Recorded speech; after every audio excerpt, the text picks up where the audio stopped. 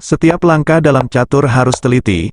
Satu kesalahan bisa menjadi mimpi buruk nanti. Seperti dalam hidup yang kita jalani, perlu kehati-hatian agar tak salah langkah ke depan. Di catur, perhatikan lawan dengan hati-hati, jangan sampai terkecoh oleh gerakan-gerakan tersembunyi. Sama seperti dalam kehidupan, jangan mudah terpengaruh, percayalah dirimu, jangan hiraukan gosip atau fitnah yang bersebar luas oleh orang-orang terlalu banyak bicara. Tentukan strategi sebelum memulai permainan, bermain cepat bisa berakhir sia-sia, tanpa seorang pun yang menang. Seperti dalam kehidupan, tentukan tujuanmu dengan jelas, jangan terburu-buru, nikmati setiap langkah, dan percayalah pada kemampuanmu saat menjalani kisah hidup yang begitu panjang dan tak bisa diprediksi.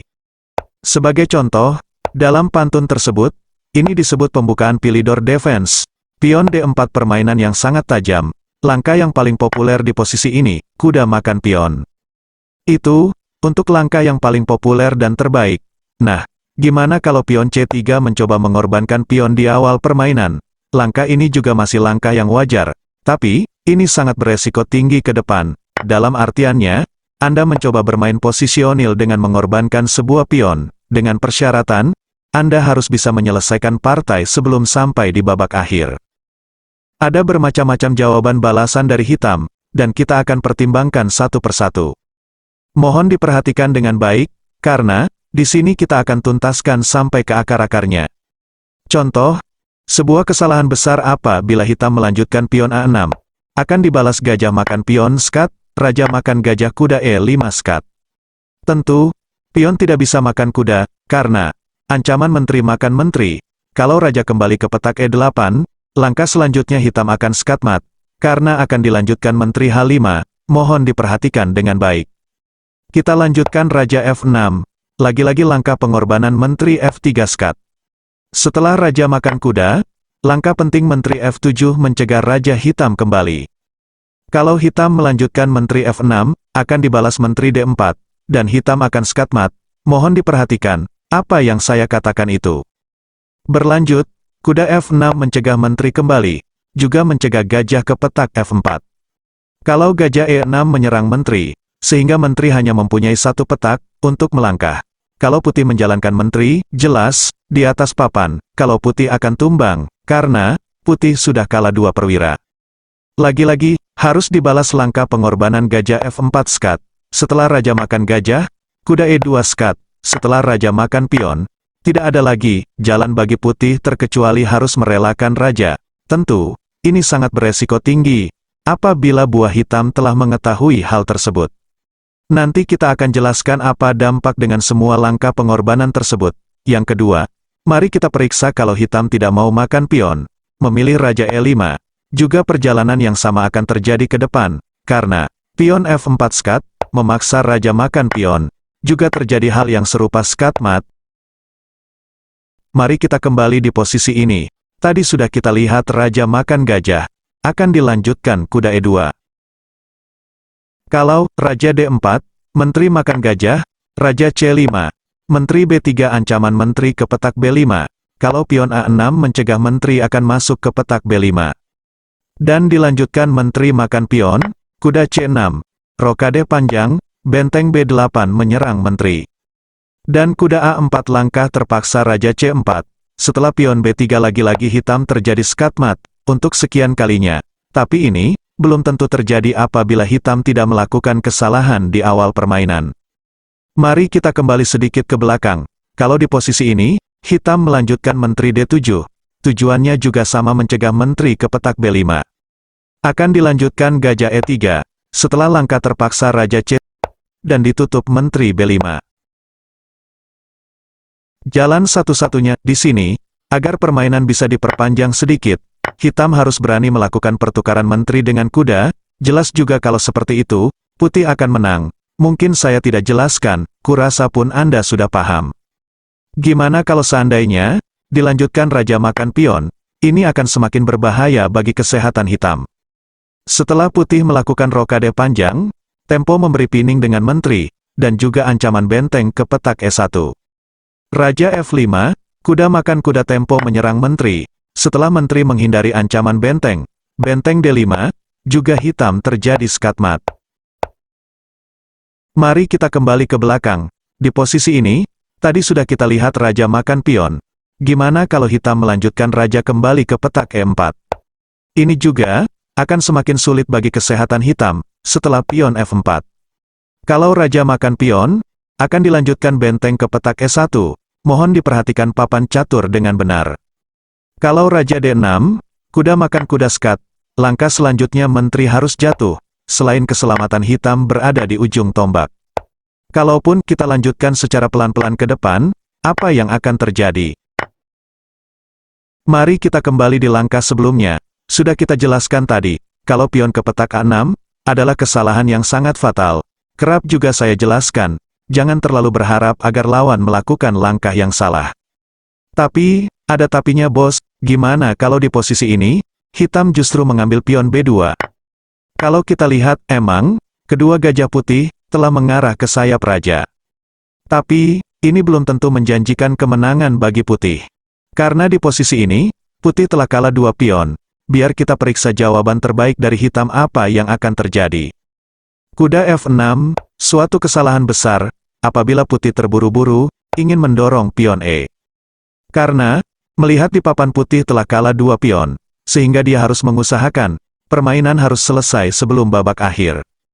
Sedangkan hitam sebaliknya harus mengusahakan permainan sampai di babak akhir. Ini, menurut pengalaman-pengalaman yang saya temukan, di saat saya lagi bermain catur secara langsung. Tidak tahu, bagaimana menurut Anda? Contoh, sebagian kecil saya perjelaskan langkah terbaik dari hitam, pion makan pion, kalau putih terburu-buru melakukan gajah makan pion skat. Karena, harapan putih di sini, setelah raja makan gajah, lalu dia melanjutkan menteri makan menteri, menurut dia, kalau dia telah unggul jauh. Tapi, setelah dilanjutkan gajah B4 skat, tentu sebaliknya. Juga langkah selanjutnya menteri putih harus jatuh, dan jelas permainan sudah ada di tangan hitam. Mari kita kembali ke belakang. Yang kedua, kalaupun, di posisi ini putih melanjutkan langkah terbaik, dengan kuda makan pion tempo menyerang pion F, 2 kali.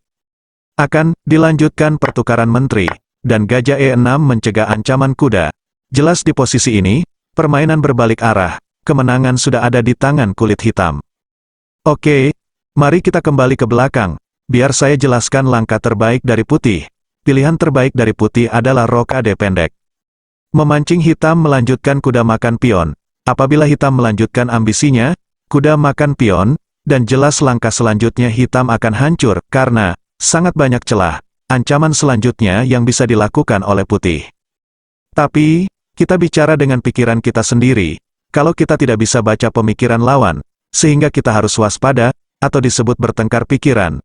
Gimana kalau sebaliknya, hitam justru memilih gajah E7, bersiap melakukan rokade, dan semua jebakan putih, berakhir dengan sia-sia, karena, selangkah lagi, hitam akan melakukan rokade, dan posisi raja hitam dalam keadaan aman, sedangkan putih telah kalah 2 pion. Barulah pion E5 menyerang kuda adalah langkah terbaik, pion makan pion. Dan menteri B3 menyerang pion F, 2 kali. Di posisi ini, hitam telah unggul 3 pion. Di sini hitam harus mengembalikan 2 pion dengan putih.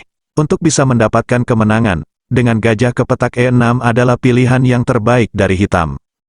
Berbeda kalau kita bercerita, kalau hitam melakukan rokade pendek, ini justru membuat kemenangan bagi putih ke depan. Karena, setelah kuda makan pion tempo menyerang pion F, 3 kali.